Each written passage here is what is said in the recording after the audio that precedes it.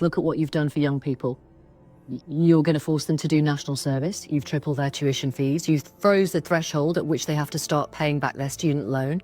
You've extended the student loan repayment term from 30 to 40 years, meaning many graduates will be paying off the debt in their 60s. You invested only a third of what was recommended by the catch-up czar to help kids catch up after the pandemic. Rents rose nearly 9% in the last year, and houses are at their most expensive since 1876.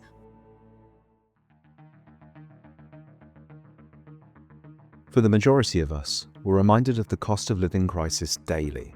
Inflation, combined with stagnation in wage growth, has resulted in UK workers being £3,600 a year worse off than if wages had kept pace with those in Germany and the US. With the average wage in the UK being just over 35k a year, that's significant. While these statistics don't lie, we often hear the older generation bewildered by the struggles of young people today. Go out less, combined with the classic, eat less avocado on toast, can be tough to stomach. However, there is truth to the fact that comparatively, we're living in what is probably the most comfortable era of Britain. Mobiles, the internet, benefits, consumer goods at our fingertips. This is before we even get into the social progress scene.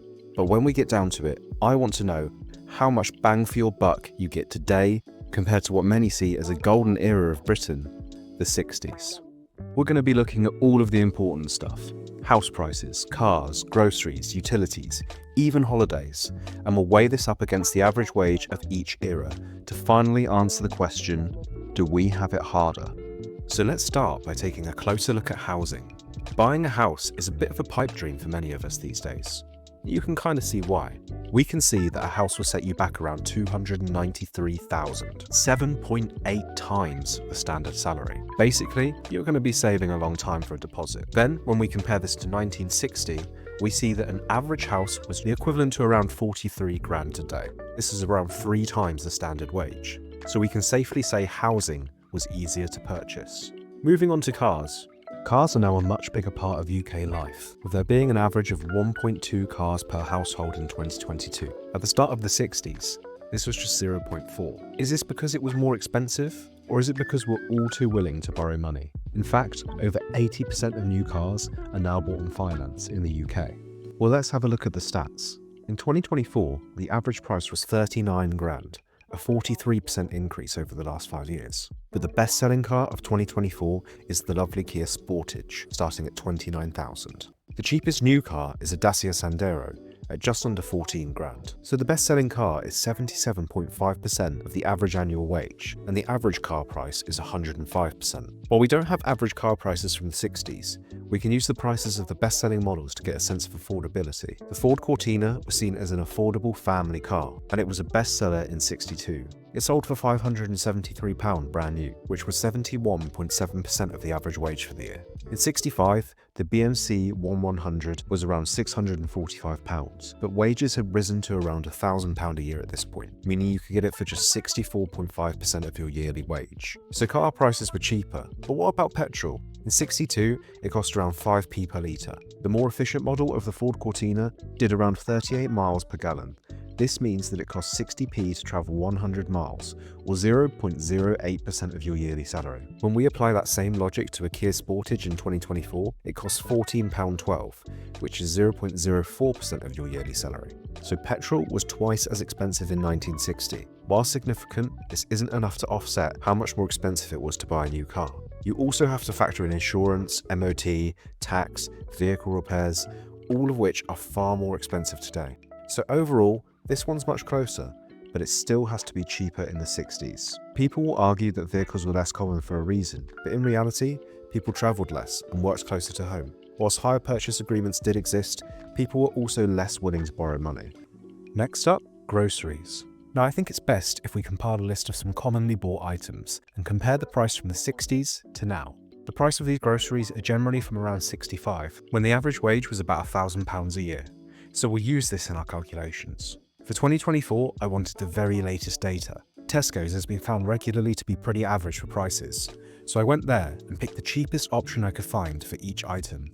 It all added up to this: £1.32 in 1965 and £19.96 in 2024, or in real terms, 6.8% of a week's wages in 65 and 2.7% today. So, no arguments there.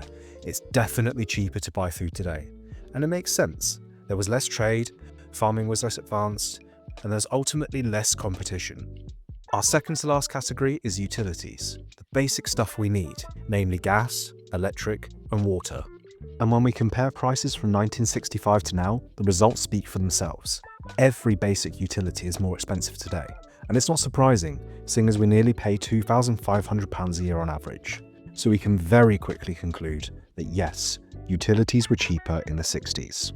Now finally, I said we'd touch on holidays. Obviously this isn't as important, but it gives you a sense about how much you can enjoy everyday life. Now in the 60s, there wasn't any mandatory annual leave.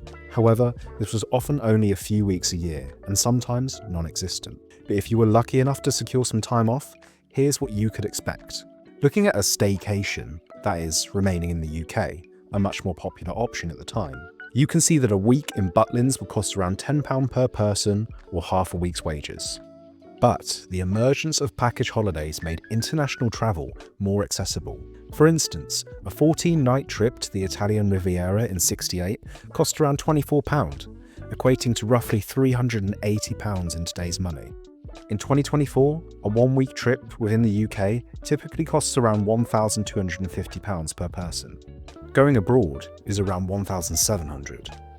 So shockingly, it was even cheaper to go on holiday 60 years ago. Now, if you go to your gran and tell her that your life is harder, she'll probably tell you to sod off. So here are some things to consider. Generally, in the 60s, the mums stayed at home to look after the children, and the dads went to work. This meant that they had to survive on a single income and often had more mouths to feed. This may seem like an impossible luxury for many today, but it did mean that they had to be more frugal. You also had a bit of a hangover from the war, where living a more simple life with less expenditure was more commonplace. Consumerism was far from today. Finally, this is just looking at the financial side of life. While it's clear that all of the big things, those life-changing investments, are now far further from our reach, we've had huge social development, the freedom to express ourselves, and everything we need within reach. That's all for today, guys. Thanks for watching.